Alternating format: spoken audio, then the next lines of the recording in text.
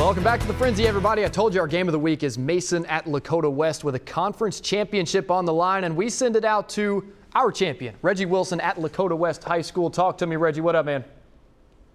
When Lakota West beat Colerain in week 1, head coach Tom Bolden said they're a different breed out there now. And he wasn't playing. The undefeated Firebirds go into the playoffs as the unanimous #1 seed in Region 4, trying to bring some league hardware along with them. Are you committed? Yes, sir! Mason wanted to spoil the party and take a share of the GMC title for themselves. But Lakota West gets it going on the ground early.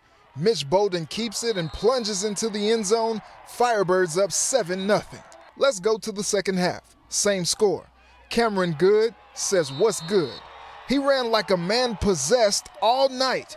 Puts the home team up 14-0. Then after an interception in the fourth, Bolden seals it. TD ×2. Lakota West pitches his third shutout of the season with a 21-0 victory to clinch the GMC title outright. We've worked so hard, changed the program around in 2 years, and just being on top, we're just so excited. We've worked so hard, so it's a great feeling. So proud of the kids, how resilient. Didn't have a chance to play last week. Could have hung their heads, all that other kind of stuff. We just said, well, par for the course of what's been going on the whole year. So we just made the most of it last Friday and focused on this opportunity we had tonight. And here we are smiling and celebrating. Gotta love it.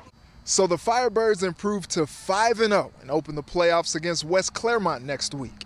Mason will play Lebanon.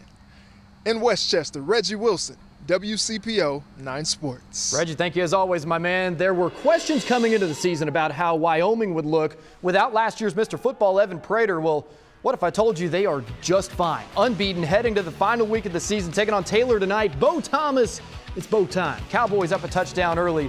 They'd score 7 of those, like 7 touchdowns, not 7 points. America's team in the end zone again here. Brennan Pagan and Nathan Glisson. They shut out Taylor 49-0. Wyoming simply does not lose in the regular season. That's 47 straight.